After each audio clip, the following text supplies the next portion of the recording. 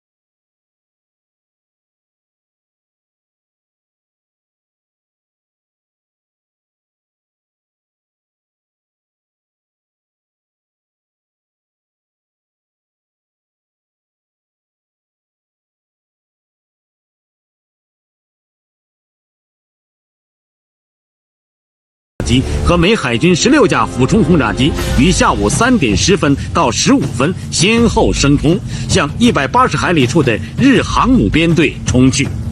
此时，南云判断出本队的位置已经暴露，美机不久即将来袭。果然，4点刚过，首先是6架美军鱼雷机发现了飞龙号和赤城号2艘航母，美机在展开攻击队形时遭到日